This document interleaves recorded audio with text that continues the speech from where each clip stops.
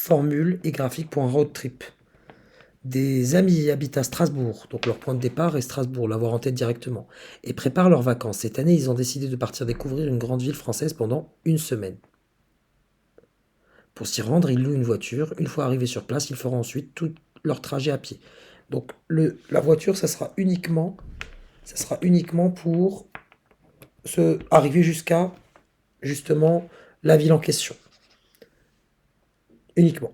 Mais une fois sur place, ils ne l'utiliseront pas. Une agence de location propose les trois formules suivantes. 50 centimes pour chaque kilomètre parcouru pour la formule A. Pour la formule B, vous payez 300 € et derrière 25 centimes par kilomètre parcouru, donc 0,25 €. Et un formule fixe de 900 € pour la formule C. On nous donne ici les distances entre les villes et on nous demande... Les amis souhaitent se rendre à Marseille, ils ont un budget de 1000 € pour le voyage. Donc ils ont un budget de 1000 € et ils veulent se rendre à Marseille. Question 1, quelle distance en kilomètres vont-ils parcourir pour le trajet aller-retour? Strasbourg, la voici la ligne Strasbourg et je la croise avec la colonne Marseille. Donc quand je croise la colonne Marseille avec la ligne Strasbourg, vous voyez clairement qu'on se croise au niveau de 803. Donc quelle distance en kilomètres vont-ils parcourir pour le trajet aller et retour? Donc 2 fois 803, soit 1606 km. En choisissant la formule B, montrez que la location de voiture coûtera 701,50 €. Donc pour la formule B, on nous dit qu'il y a un forfait fixe de 300 € plus 0,25 fois chaque kilomètre parcouru ici, c'est 1606. Je tape tout ça à la calculatrice pour obtenir directement environ, ou même exactement plutôt, 701,50 €, ce qui est exactement le résultat attendu. Quelle formule est la plus avantageuse? Donc, quelle formule est la plus avantageuse pour aller et revenir de Marseille? Donc, pour 1606 km. Pour la formule A, ça sera 0, donc non pas 25, mais 0,50 fois 1606 pour obtenir, donc multiplié par 0,50, 0,50 c'est prendre la moitié, ça me revient à 803 €. Pour la formule B, on vient de dire que c'est 701,50.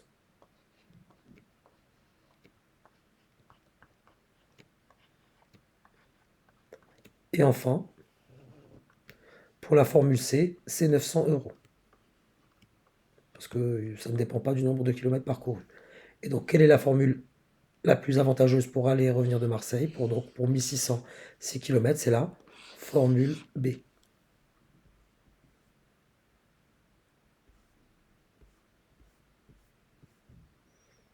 Voici des informations pour le voyage.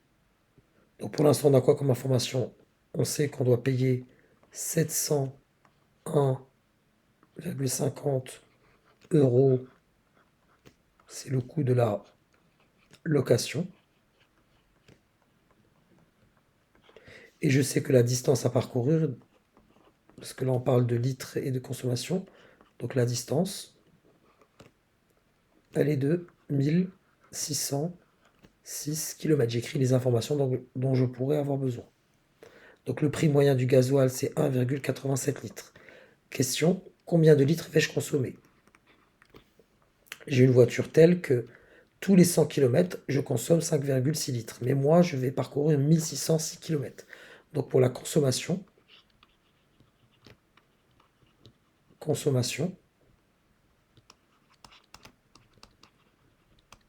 j'ai mes 1606 km. Je les divise par 100 pour savoir je fais combien de 100 km en gros. Et je multiplie le tout par les 5,6 litres, parce que tous les 100 km, je consomme 5,6 litres. En tapant ça à la calculatrice, j'obtiens environ, je vais arrondir à l'unité, donc environ 90 litres. Et le coût de cette consommation de 90 litres, donc le coût de cette consommation, ça sera 1,87 fois, donc 1,87 fois 90 pour obtenir fois 90 environ 168 euros. Donc environ 168 euros. Donc là déjà j'ai 168 euros pour le gazole, 701,50 euros pour la location de la voiture, et enfin, ne pas négliger, le coût total pour les péages. J'additionne les trois pour voir, ça va me revenir combien. Ça me revient donc, je vous l'écris ici, donc le total,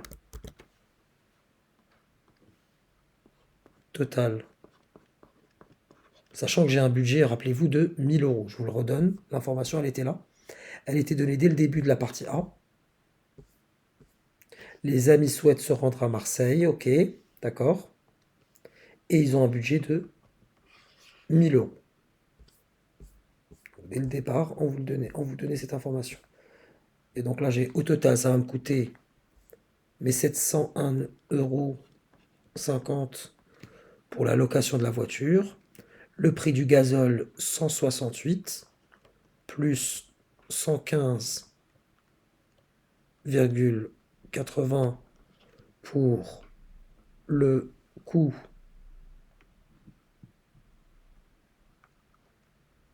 total pour les péages. Et j'additionne tout ça pour voir si 1000 euros vont suffire ou non. Donc 701,5 plus 168 plus 115,8, 985,3, donc 985 environ 985 euros, qui est bien inférieur strictement à 1000. Et n'oublions pas de répondre à la question, le budget sera-t-il suffisant? Oui, car, voilà, le calcul derrière. On nous dit, partie B, on attaque la partie B, étude des formules. Soit X le nombre de kilomètres parcourus exprimé en fonction de X le prix payé pour chaque location. Pour la formule A, 50 centimes pour chaque kilomètre, X désigne le nombre de kilomètres parcourus, donc c'est 0,5 fois X. Pour la formule A, c'est 0,5, donc pour la A, c'est 0,5 fois X, qu'on peut écrire plus simplement 0,5X par convention. On reconnaîtra là une fonction linéaire, passant donc par l'origine. Pour la B de point, c'est 300 euros plus les 0,25 qui se rajoutent au 0,25 pour X pour chaque kilomètre parcouru. Et enfin, pour le tarif C, c'est très simple, vous payez 900. C'est une constante. On a représenté ci-dessous pour chacune des formules le coût de la location en euros, associé chaque courbe à la formule de location correspondante. Celle qui passe par l'origine, donc la courbe 3, celle qui passe par l'origine, la courbe 3, c'est une fonction linéaire, c'est la A. Donc pour la courbe 3, c'est la A, parce qu'elle passe par l'origine, même si on ne nous demande pas de la justifier. Vous avez là une fonction linéaire, un nombre connu qui multiplie une inconnue. Et je vais utiliser aussi la constante. La constante, c'est une droite horizontale. La droite horizontale, c'est la courbe 1. Donc là, c'est la formule C. Et enfin, par élimination, la B, c'est la courbe 2. Résoudre une équation et interpréter le résultat. On va directement interpréter le résultat. Le 0,25 x plus 300, ça correspond, regardez bien, à la formule B. C'est la formule B. Et donc là, on est en train de demander pour x le nombre de kilomètres parcourus. Donc x désigne distance en kilomètres, donc kilomètres parcourus, kilomètres parcourus, avec un S éventuellement. Ici, c'est la formule B, on est en train de nous demander pour combien de kilomètres parcourus la formule B et la formule, donc 0,5x, la droite qui était linéaire, c'était la formule A.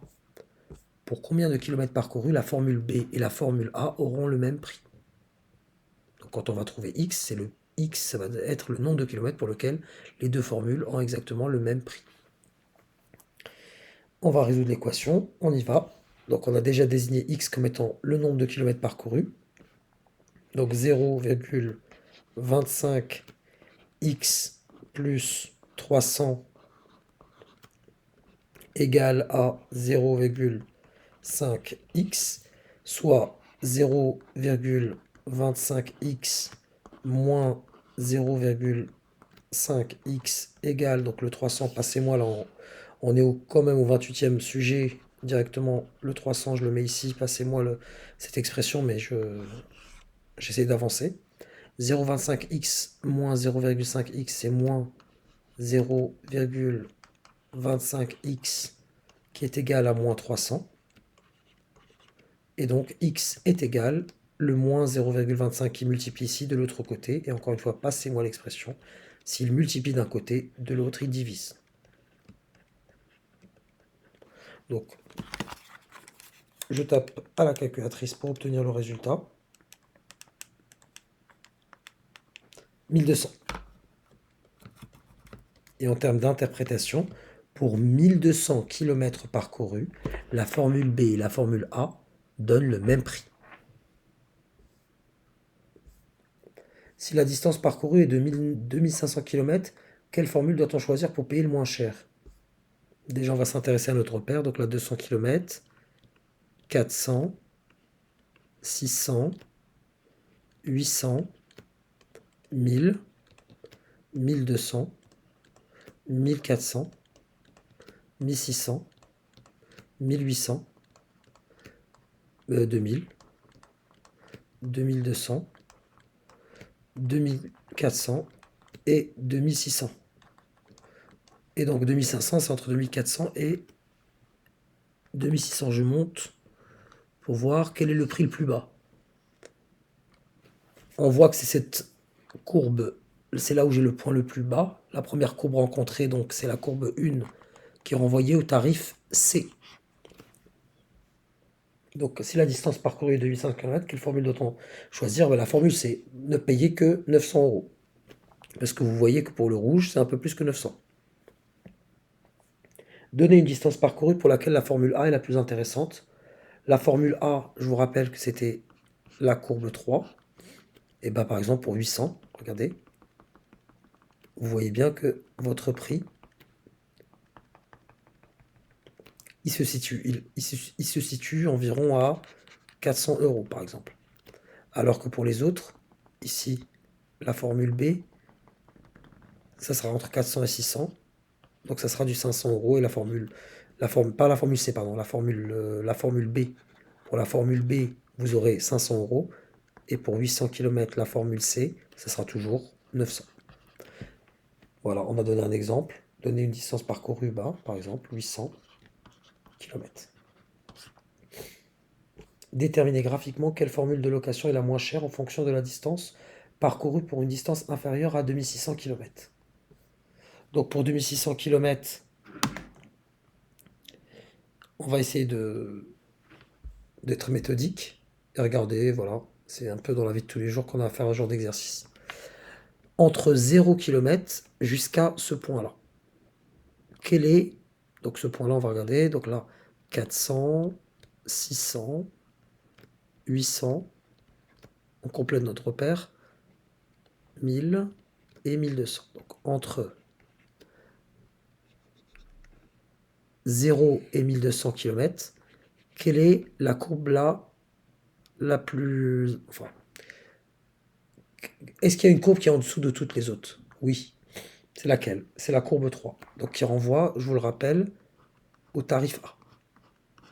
Donc de 0 à 1200, le tarif A sera le plus intéressant. Que se passe-t-il par la suite? À partir de là, la courbe 2, donc le tarif B, il devient en dessous des deux autres, en dessous, hop. Mais à partir de là, il y a un petit problème. Donc de 1200 à, à ce niveau-là, où on voit que c'est la bleu ciel qui va devenir en dessous des deux autres. Là, on voit bien que c'est 2400. Donc de 1200 à 2400, c'est le tarif B. Et enfin, plus que, dès que vous dépassez plus que 2400, c'est le tarif C. Voilà, pour votre découpage, vous voyez bien qu'à partir de là, c'est cette droite-là qui va tout le temps être en dessous des deux autres. Et cela vient clore notre sujet.